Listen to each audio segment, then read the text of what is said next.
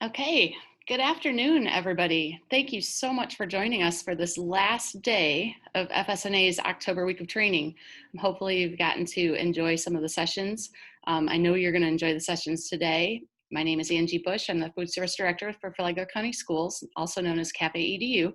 And I actually signed up for both of the sessions today prior to being given the opportunity to introduce our guest speakers. I'm sorry. Wow, I might have not been the best choice for this. Anyway, we have two great sessions lined up today, and we're going to start with to go or not to go, handling tricky employee absenteeism. I know that we all face this. I don't think there's any district or school that's immune from this. And when your employees are absent too often, sometimes it's a tricky situation to handle. So our speaker today is a nutrition specialist from Indian River County Schools.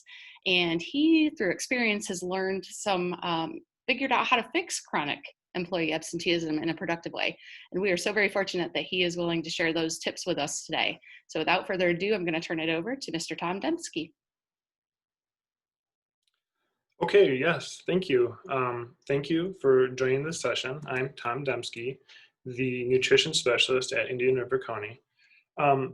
So we will be tackling tricky absenteeism today, but to be honest, I didn't initially know how to take this and what direction to go. From a manager or director's perspective, it's our responsibility to show up and do our job. No one's looking over our shoulder. We just do our job and show up at the time that we say we're going to be there, or that's expected of us. So initially, I was aggravated when my employees would casually arrive late to work, take long breaks, or have to leave early, especially without notifying me ahead of time. Taking a deeper dive into absenteeism itself helped me better understand ways to tackle it tactfully, and hopefully it will for you as well. So handling absenteeism from a higher level hopefully will help you better address the issue and be more tactful about your approach. For me, handling absenteeism was a three-pronged approach that involved preventative measures, maintenance, and follow-through. Quite honestly, similarly to every other aspect of management. However, it is the intention to address the tricky absenteeism that plague the workplace and usually find managers in sticky situations. In an effort to maximize this opportunity and not be too boring, I will briefly be defining and identifying the problem of absenteeism, hopefully give some points on how to address it tactfully, and offer some examples. So we need to keep this in mind in the back of the head as we go through this. We can only fix the problem, not the person. I also, after a couple slides, I'll take a brief break if there's any questions or comments that pop into your head, so feel free to add those. So briefly, let's look at why absenteeism is a problem. It is a problem for the mere fact that it monopolizes department resources that could otherwise be better spent towards the students. It reduces quality and productivity within kitchens and ultimately can present safety issues down the road. First is cost. Cost is differentiated by direct and indirect cost as associated to absenteeism. Defining each will better help you understand which is most useful for you and your organization and can be used as tools to addressing the issue. Direct cost, as identified, as directly associated with a finished product, such as direct labor and direct materials.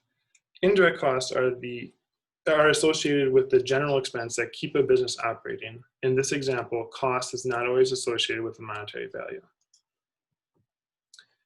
According to the Total Financial Impact of Employee Absence Survey, time off for full-time employees equated to 15.4% of payroll. For $1 million budget, that would equate to $15,400 or a new oven.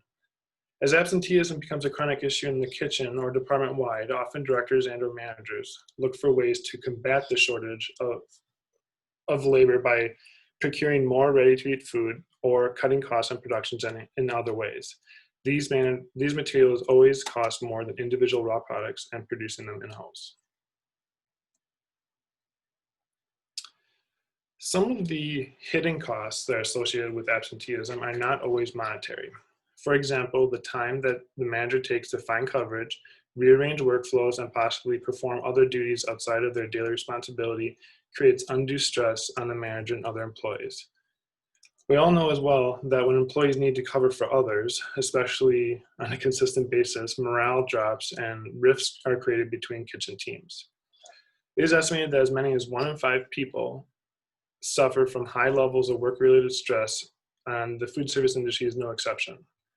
Additionally, high absenteeism results in overloaded staff work and inevitably low productivity.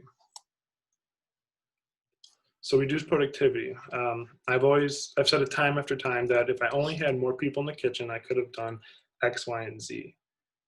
The reality is that it was not the amount of people in the kitchen that was the issue, as much as it was having the correct amount of people assigned to that kitchen reporting for 100% of the hours that they are scheduled. Reducing total labor hours or altering the amount of employees in the kitchen disrupts workflows created by managers and ultimately reducing productivity and organizational performance. We are all well aware that reduced productivity is not sustainable. For organizations, it narrows the scope of operation, resulting in smaller margins of profitability. Most evident with customers as a result of absenteeism is a reduce in quality. This can be a reduce in quality of a product as well as the quality of customer service, and both suffer when proper and adequate staffing is not met. Also, safety becomes an issue when adequate staffing is not met.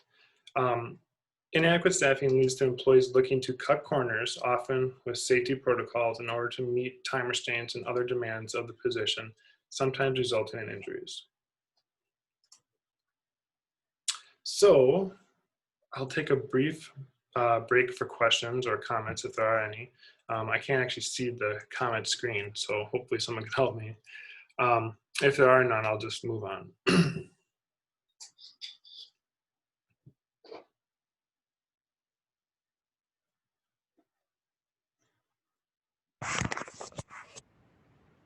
Okay, hopefully we're done with some of the boring stuff and onto more exciting things that are more relevant to our work environment.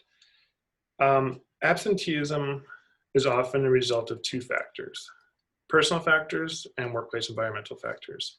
Each can be broken down further that can in turn be used to help curb the problem of absenteeism. When personal factors influence individual absenteeism, it is usually because of 2 main reasons: health, which can be mental or physical, and childcare and or elder care. In my experience with part-time employees, the latter most often attributes to employee absenteeism. Workplace environmental factors are often a byproduct of management. A poorly managed kitchen exudes stress, low morale, bullying, and disengagement stemming from an inept manager. Employees often are not avoiding work as much as they are avoiding the workplace environment. And I thought that this was kind of relevant. Remember, it's never the knife's fault. Lud, I think, really nails it on the head here. So the 3-pronged approach to addressing absenteeism mentioned earlier are prevention, maintenance, and follow-through. First, prevention. Prevention includes reflection and identification and policy and procedure. So you cannot know for sure if you have an absenteeism problem if you do not document the frequency and severity of the absences. Moreover, you cannot identify the problem if you do not define what the problem is. So does your kitchen have an absenteeism problem? How can you identify that? And if you do have a problem, is it a cause of absent culture?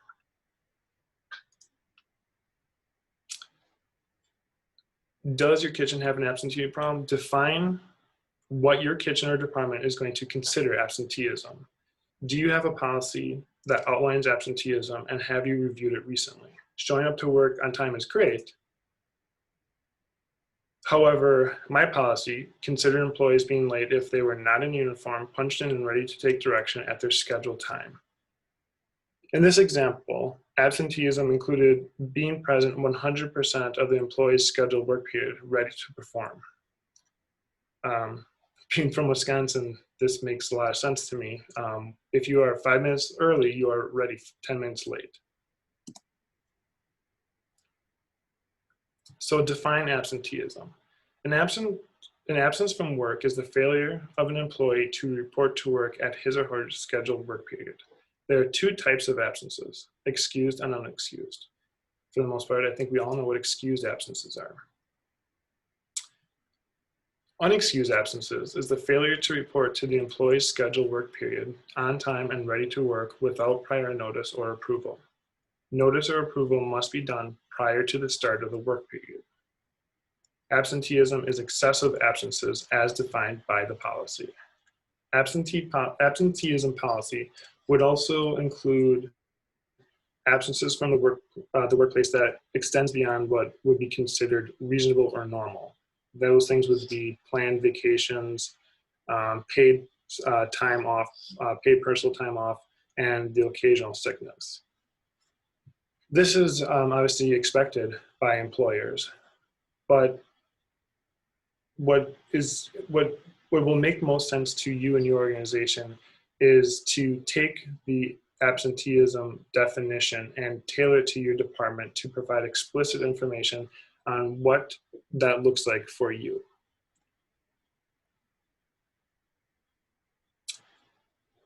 Define absenteeism. In Kitchen A, unexcused absences consist of failing to report to scheduled work period, arriving late, leaving early, taking breaks early, or failing to report back to work on time after a break, all without prior approval. Additionally, excessive absences fall under the absenteeism policy. Absenteeism, what is excessive, is defined in Kitchen A when 3 or more instances of unexcused absences occur in a quarter. Also, absenteeism in Kitchen A is when 8 or more instances of absences occur in a quarter, for this example. To maybe help better visualize what absenteeism looks like, a simple formula can be used to calculate an employee absent rate. Calculate the employee unexcused absent rate for your kitchen by taking the number of employees you have minus the manager times the number of unexcused work periods. Divide that number by the number of employees times the possible work days in a given period.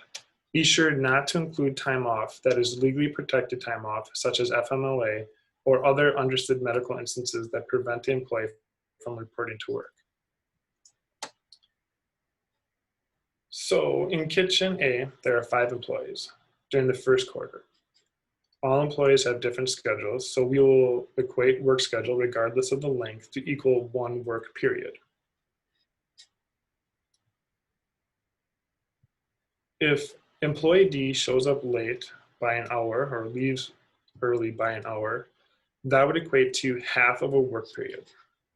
Similarly, employee E shows up late by an hour, that would equate to 3/4 of a work period, or a quarter work period missed.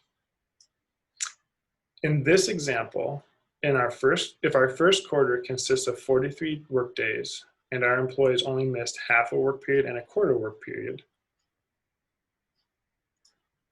then if this were the case, we would have 1.8% of unexcused work. Although oversimplified, we most likely do not have an absentee problem in this kitchen. So, absent culture is learned behavior shared by members of the kitchen. New employees are strongly influenced by what they observe others doing and management's attitude towards the issue.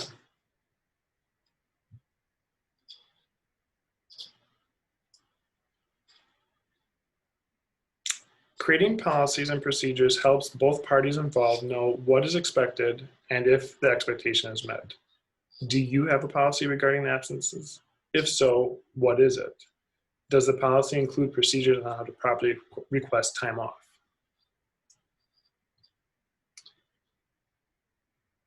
So first, do not reinvent policies. Check with your district and examine the current policy. Policies And policies and procedures should be concise and easy to understand with clear and explicit language to prevent any gray area. Additionally, review the policy with employees to answer any questions that they may have. Further, these questions may better help formulate your policy in the future. Something else to consider is to address the expectations and requirements for taking time off. This would be considered your procedure.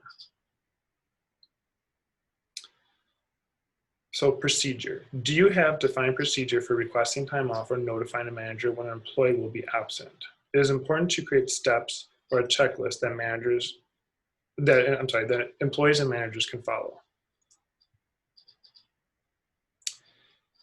For example, I always required my employees reporting an absence, such as a sickness, that they must speak to a person, preferably the manager, at their site. This must be done before the start of their shift. If their absence would be considered a no-call, no-show if this was not followed.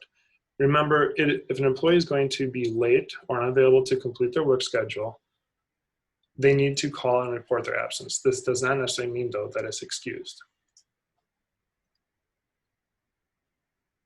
Having policies and procedures in place that are reviewed regularly and adhered to in themselves help prevent absenteeism. So,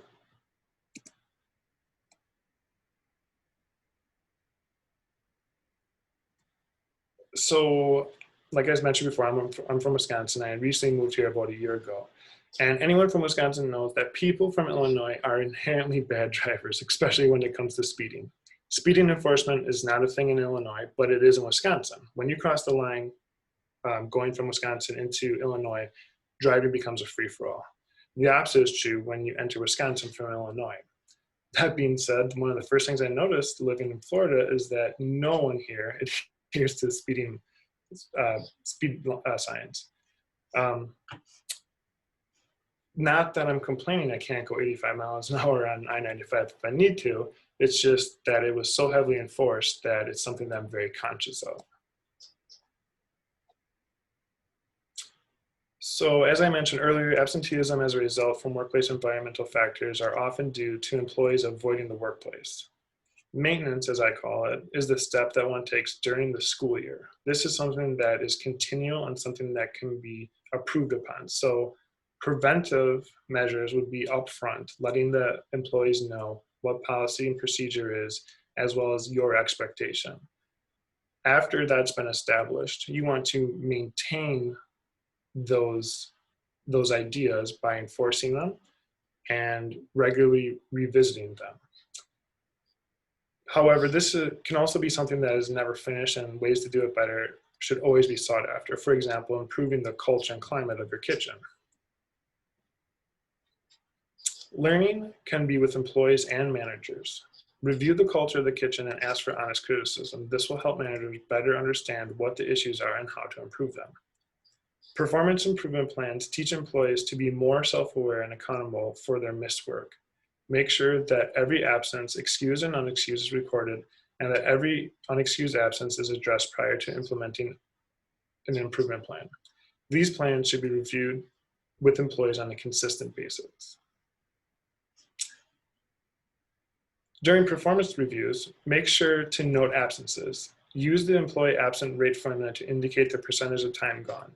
This can open dialogue between employees and managers and sometimes help curb absenteeism problems. So, how do you communicate with your employees? This is going outside of absenteeism a bit and covering general managerial topics. But engagement with your employees is key to understand culture and climate within your kitchen and will help you in all aspects of management. Do you only communicate in one fashion? For example, do you only come out to the kitchen floor to deliver negative information? Do your employees actively engage with you? When employees do engage with you, are you present or are you glued to your email or your phone?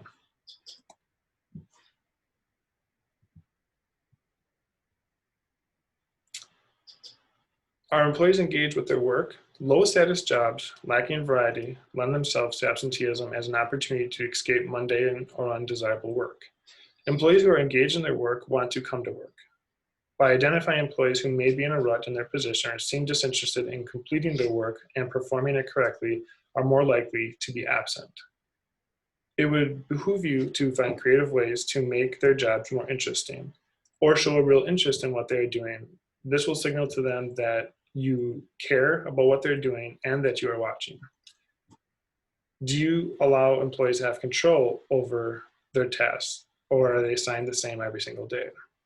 Does the culture present a hierarchy of tasks and importance, meaning dishwashing is low on the totem pole, but cooking is perceived as most important? Follow through. After you've defined absenteeism, created policies and protocols, and identified improvements to the culture, follow through with discipline and praise.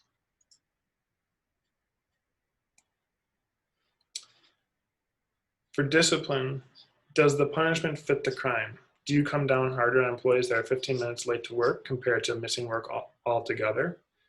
When a good employee exhibits unexcused absences, do you turn a blind eye? Ensure that policies are being followed and that they're being applied equally across all employees. When a supervisor creates an informal work environment and is casual towards infractions, a clear message is sent to employees. When managers do not adhere to policies or are lackadaisical with following through, the informal rules versus the formal policies will dictate behavior. Going back to my speeding example, if policies are not enforced, why have policies? If several people on the road are exceeding the speed limit, you are more likely to follow, especially if there are no consequences to the action. Soon you have a culture of speeders. This is passed on to new drivers and perpetuated throughout the state or into other states. Equally, make sure to thank employees when policy is being followed, or if they're able to avoid absences altogether. This does not have to be over the top. They just need to be made aware that you are thankful. Again, soapboxing generic management tools, but using reinforcement, positive reinforcement sometimes sends a stronger message than using negative language. For the most part, school food service workers are general employees, meaning that they have little emotional investment.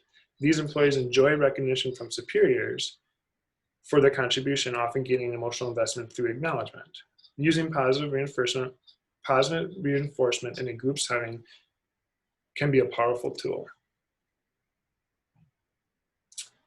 So, addressing absenteeism with staff, putting theory into practice. If you don't already have, establish a professional work environment. Create an employee policy and create a record that you will be following. It also would be beneficial to inform staff that you would be doing so. Once established, enforce the policy consistently. Evaluate the kitchen. Are there bullies in the kitchen that others avoid? Do these people regularly have bad days? Address the workplace environment to help curb this problem.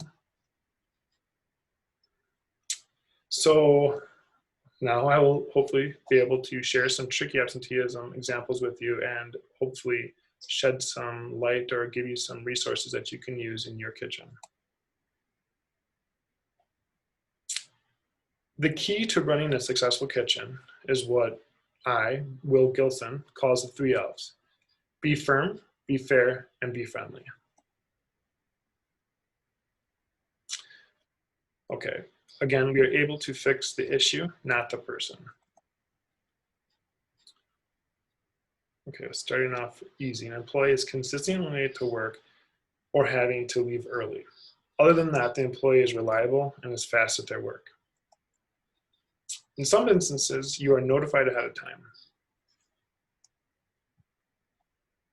Feel free to share your answers and thoughts with the group as we go through it. So, the employee is constantly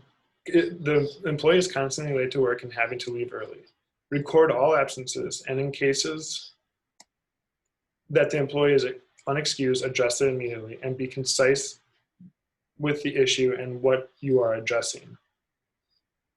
After they have reached the threshold of excessive, start your department's disciplinary process. Pretty straightforward. Maybe an employee is constantly late to work and having to leave early. Maybe the person is only a few minutes late, but it is not necessarily impacting their ability to perform all requirements of their position. It may not seem like a huge issue, but you want to prevent absent culture before it has an opportunity to form. Besides addressing the problem, open dialogue. Maybe they drop their kid off at school right before coming to work and traffic is unpredictable.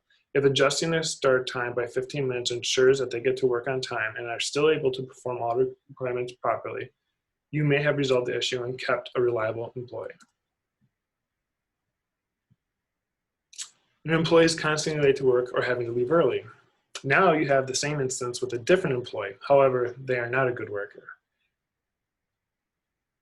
Make sure that you follow the same protocol with all employees. Not being fair will cost you in the end, and you may not be able to apply disciplinary action to this employee because you have allowed it with other employees. Your second command shows up late at least once a month or once a week, and uses their paid time off, sick time, every month after accruing it. This employee otherwise is a great worker and does everything you ask. When they are at work, they are great and makes sure the ship stays afloat while you're away. Sometimes as managers, we have a hard time applying policy into action because it is the first time we've had to address an issue like this in our career, or have been more casual with a certain employee versus others. Always maintain a professional work environment. Be honest and upfront. When it comes to adhering to work schedules, it should be expected that employees follow policy. If your policy does not explicitly address starting the assigned work time, be sure to include it. Taking paid time off does not necessarily constitute as absenteeism. However, applying the employee absent rate equation to any absence of work can be used to help curb excessive time off. Again, have policy that defines excessive and addresses consequences associated with it. If paid time off is the case, it would be advantageous for you to have a meeting with the employee to discuss the excessive nature of their time.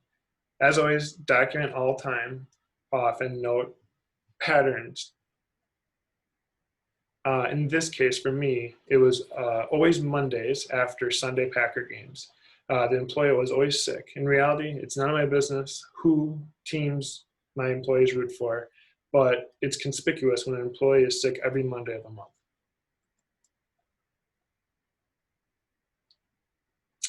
What if an employee utilizes all of their time off?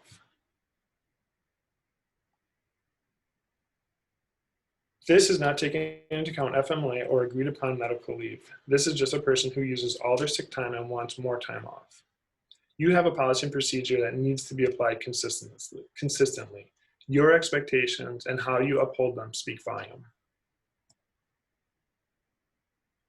What if your employee utilizes all their time off and now they need to be gone for a family emergency? If the employee has been in the system for a while, then they might have several days of paid time off in the bank. Before it gets to this point, you should address the issue of excessiveness and absenteeism sooner before it becomes an issue later.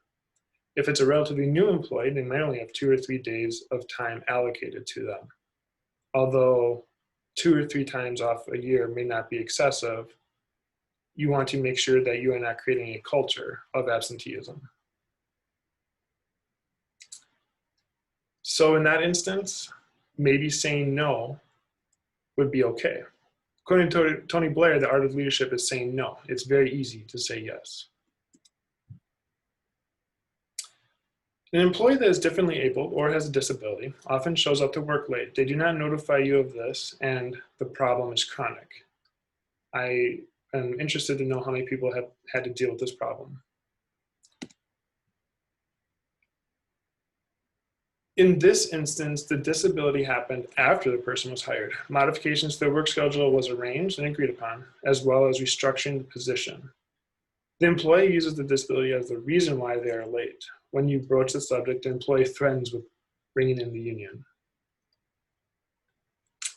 In all honesty, I was over my head in this situation. I wanted to help this employee, and I wanted to make an inclusive work environment where all felt comfortable. Make sure that absenteeism policy outlines what it looks like to be ready for work. Showing up on time, but allocating the first 15 minutes to get ready and do my hair does not mean that I'm present for my position at the start of my work period.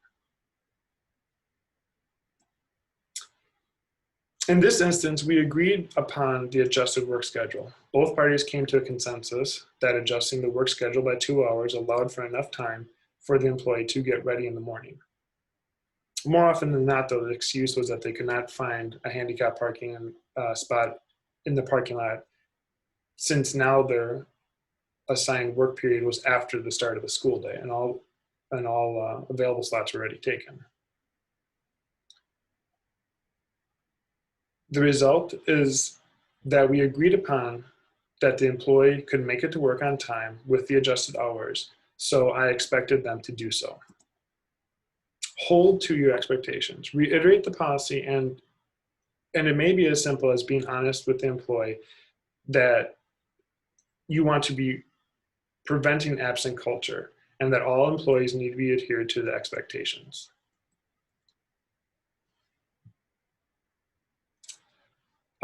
So how does ADA work into absenteeism in this example? Work with the head of your department and the head of HR department to establish what accommodations will be made and make sure that all parties agree to the final results. If legally protected time off is in play, the employee still has a responsibility to reporting that time off. Workers cannot be disciplined or retaliated against for using legally protected time off. It should always be the intent of the employer/manager to make any accommodations as possible. Your policy might need to be flexible to accommodate a qualified individual with a disability, but does not need to sacrifice the quality or integrity of the product.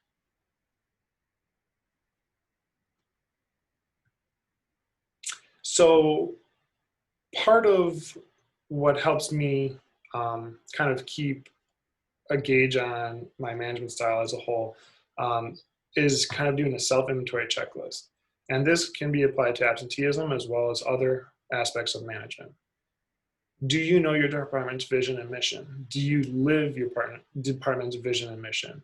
You should be able to tell the rest of the people in your department, or at least the kitchen staff that you're leading, what the department's vision and mission is, and that you are upholding it and working towards it. Do you have department protocol for employee absences? In this instance, perhaps you don't, or you do and it hasn't been revisited in a long time. You should update protocol for employee absences. You should be able to calculate an individual employee absent rate using the tool. And if you haven't already addressed the issue of absenteeism with the employees or managers, you should do so. And if it hasn't been recently, we should do it. Sorry.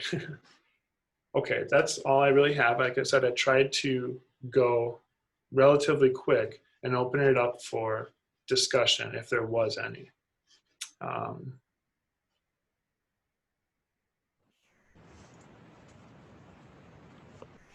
So if anyone has a question, if they could put it in the chat box or the Q&A box, that would be great so we can have Tom answer them.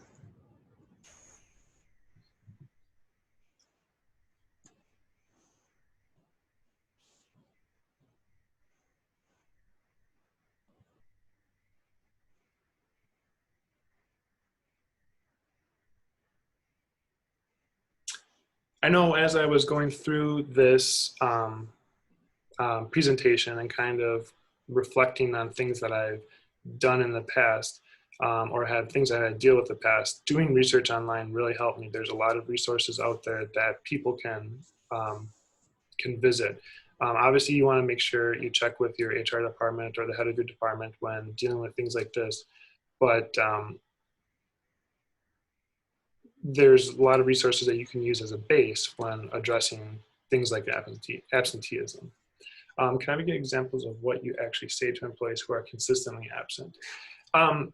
Pretty much, so when I have to deal with anything when it comes to any type of managerial responsibility that falls under my umbrella, it's I make sure I'm very consistent. So if I want the pizza to come out looking 100% every single time, I make sure that it comes out 100% every single time.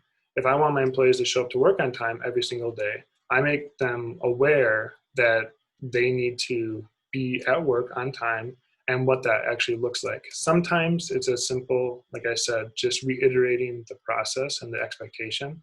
Sometimes it's a behavior issue, and that is absent. Like I said before, absenteeism is a byproduct of management or kitchen culture, and something else needs to be addressed than just the absenteeism.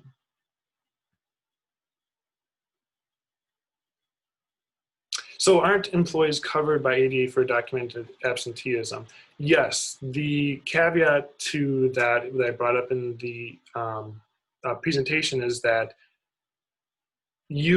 let's use FMLA for example. If you have FMLA time and you use it to your fullest extent, any time that you are missed, even if it's intermittent, that's associated with the reason why you're gone, cannot be used when addressing absenteeism. The same thing would be covered for ADA. If there are accommodations that have been made, for example, changing a person's work schedule so that they can get to work on time, or other accommodations that you do within the kitchen environment, that would be covered under ADA. But what I was really getting at is that you can still expect, your expectation for all employees can still be the same regardless of what the situation is. So if the accommodation is that the person's going to come to work 2 hours late than what they normally were doing, obviously you wouldn't go straight to the disciplinary path when it comes to dealing with this. You would want to talk to that employee, reiterate your expectation, reiterate policy. If something needs to change to help that person not be absent or late to work with that person to do so. But regardless of the employee, and like I said, you want to deal with the issue, not the employee. So regardless of what the employee or who the employee is, the issue is that they are not reporting to work. They're not reporting to work on time.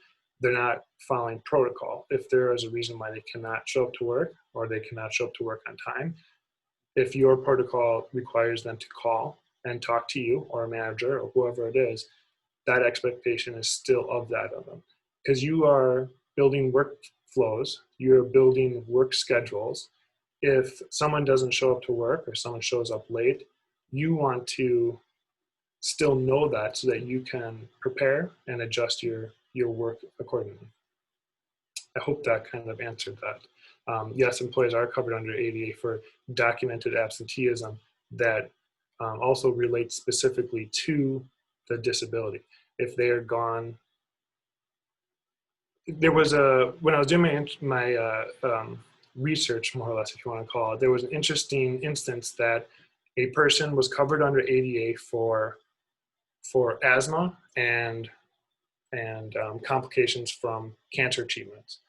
However, they made it known that so that part was covered. They needed to have X, Y, and Z off for cancer treatment. They might have had a asthma flare-up and they would prevent them from coming into work that day. They had paid time off. They also were allowed to take unpaid time off because of the circumstance.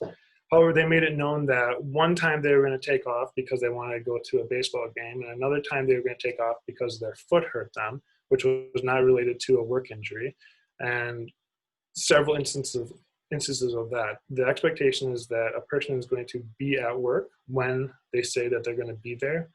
Again, if you make accommodations or adjustments to their schedule because of it, you have to work with that employee and make sure that both parties are under that understanding, that you can't just take off for work whenever you feel like it. It's not really also your responsibility as a manager to worry about why people are taking off to work. So outside of the ADA or FMLA category, just as general, if an employee is not going to be at work and they tell you that they're not going to be at work and they have paid time off, or you've arranged for them to take unpaid time off it is what it is. If you find out that they are at a baseball game that day, that's fine. They're adults, they're responsible, they need to be able to make the right decisions, and you need to give them that respect. The issue really is when they go to every baseball game of the season and they're gone 100 days out of the year. That's when you want to start documenting absenteeism and excessive absences. I don't know. Keep on rambling. I don't think I answered the question, but hopefully I did. I worked with an employee, but he was gone.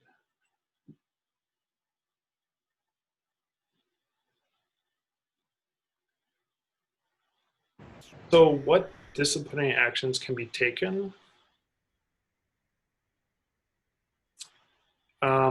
That really is going to be specific to the policies that you have at your school. If the policy is, for example, that after missing 3 unexcused absences in a quarter, that you have a written discipline or written documentation with that employee, and you will follow up with them. If they have another unexcused absence within a certain time period, perhaps it comes to the next form of discipline that you are going to put them on some sort of performance improvement plan where they have to meet certain thresholds to basically keep their job, and then you would be following up with them. Again, it's very specific to your district and how they have policies written. How do you keep employees from hanging around the time clock until it's time to clock out?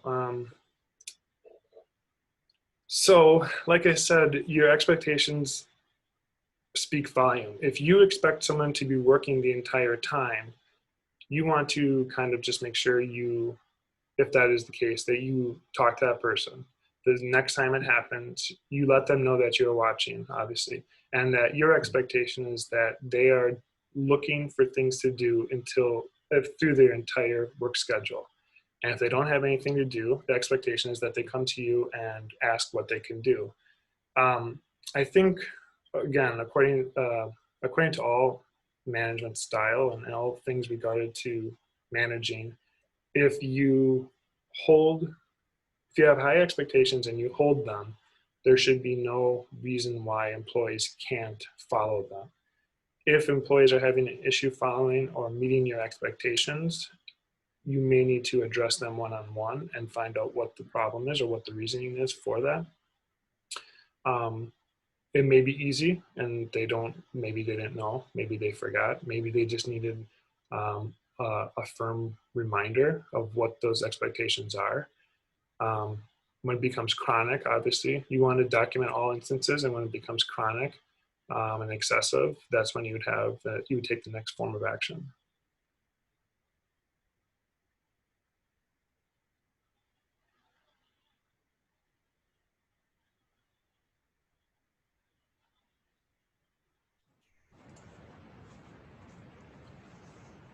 All right, it looks like that was the end of the questions.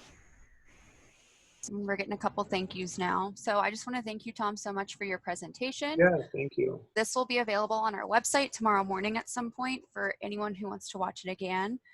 I'm going to promote our next session. It's at 4 o'clock. It's Diversity and Inclusion Lessons in the Unconscious Bias by Dr. James Pogue.